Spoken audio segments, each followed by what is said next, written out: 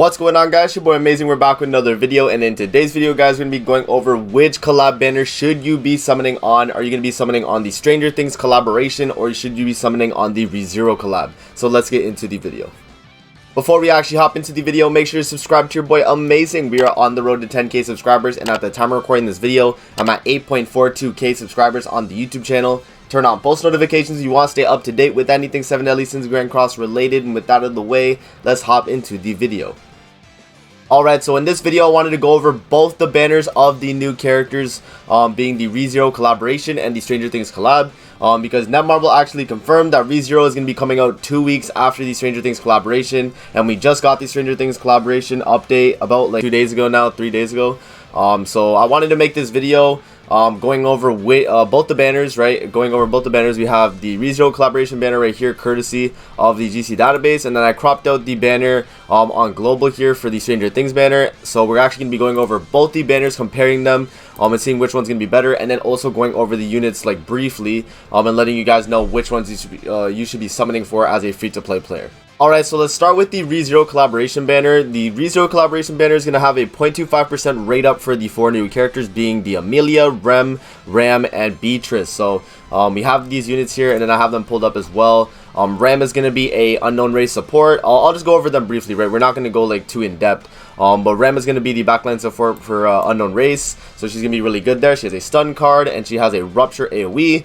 And then for ultimate, she's going to decrease attack related stats by 30% for 3 turns. Not a bad skill right there. Rem is going to be the DPS unit of the collaboration. She's going to have amplified damage equal to 450% of attack on one enemy. She's also going to have the inflicts damage equal to 325% of attack on all enemies, decreases ultimate move damage by 50%, and restricts ultimate move effects for 2 turns, which is a very cool card right there. And then she has a passive here. When a hero uses a move or skills to rank up a skill and gains a ultimate move gauge orb, increases the attack related stats by 5% for 3 turns up to 5 times. If there are 5 or more ultimate move gauge orbs, recover 30% of the max HP. So very, very good passive right there. For her ultimate, she's going to inflict shatter damage equal to 420% of attack on all enemies, and this can scale up to 630% of attack at 6 out of 6. So for Beatrice here, she's going to be the kind of the healer unit of the collaboration. For her passive, she's going to increase the hero's HP related stats by 5% for each unknown ally in battle. Recover HP of unknown allies by 60% of the amount the hero recovers when using skills. Applies when entering battle. So it's not a bad passive there for like a healing unknown race team.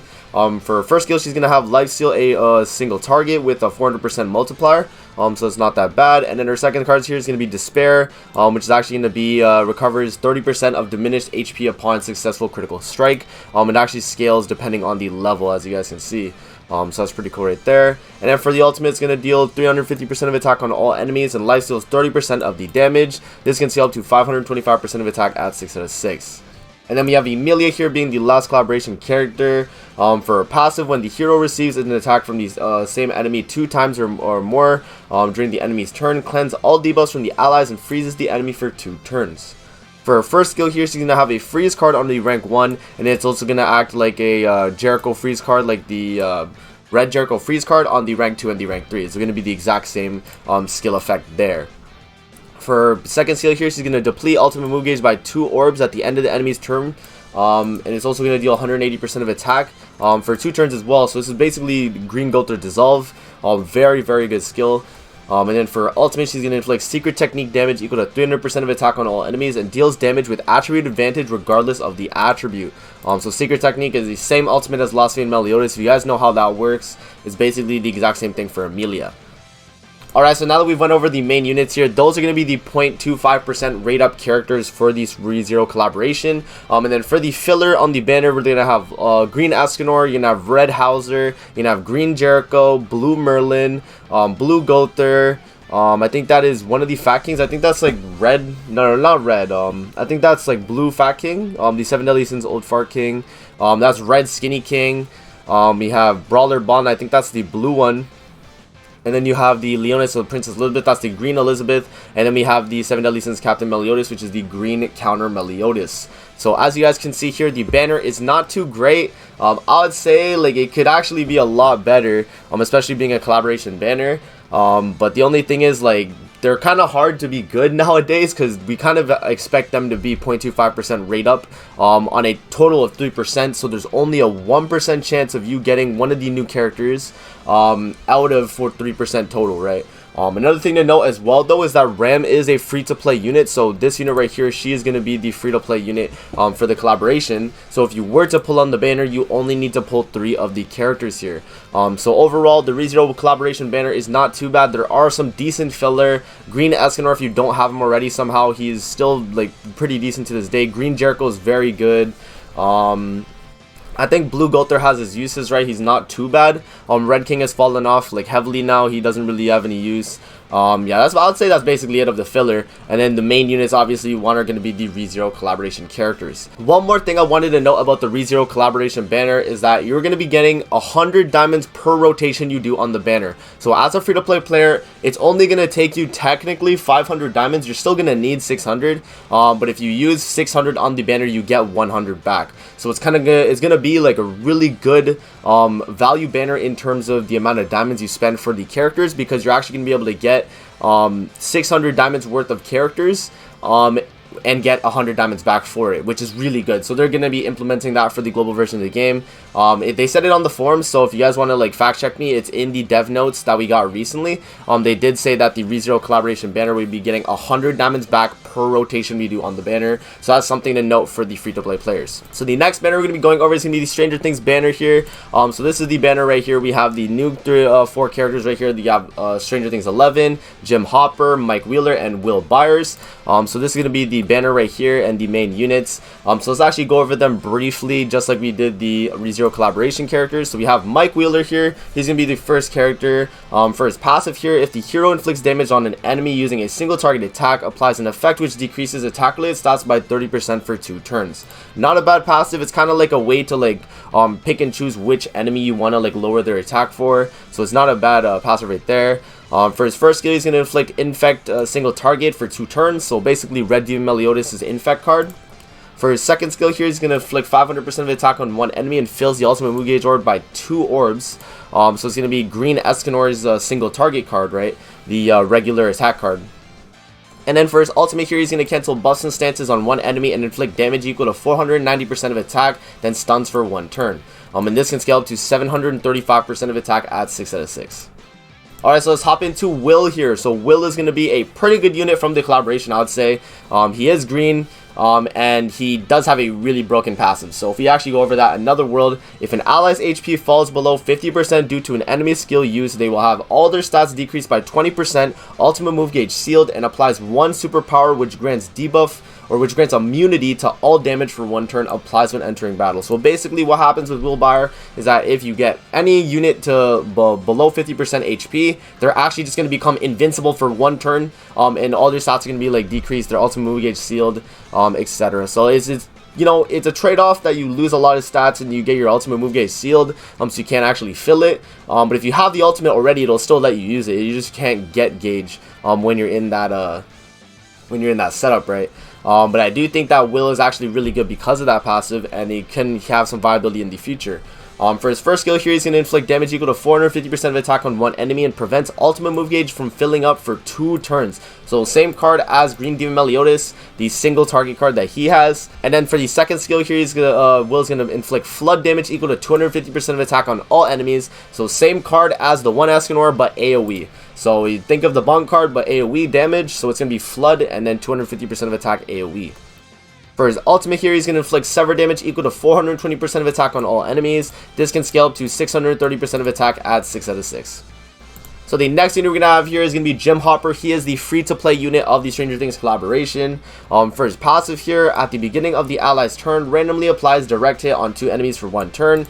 Enemies with direct hit take 40% more damage and becomes poisoned for 1 turn when attacked by collab heroes. Applies when entering battle, excludes deathmatch. So Jim Hopper here is kind of like a support unit for collaboration characters, which is pretty cool. We haven't really had that in the game yet. But for his first skill here, he's going to inflict damage equal to 450% of attack on one enemy and depletes 3 ultimate move gauge orbs from the enemy right there, which is basically the same skill as Green Merlin or Red Zeldris. If you guys have used those 2 units, basically the exact same multipliers for the ult reduction card right there. For the second skill here, he's going to cancel stances on one enemy and inflicts damage equal to 400 or 250% of attack, then stuns for 2 turns. This is the exact same skill as Goddess Elizabeth, so if you guys have used her stun card, think of that as the same card here for Jim Hopper. For the ultimate here, it's going to inflict weak point damage equal to 385% of attack on one enemy, and this can scale up to 578% of attack at 6 out of 6. So now we have the final unit of the collaboration, 11. So 11 for passive here, she's going to increase the hero's damage dealt against enemies by 40%. Remaining HP decreases by 10% for each skill use. So she's kind of off the passive alone. She's basically a glass cannon.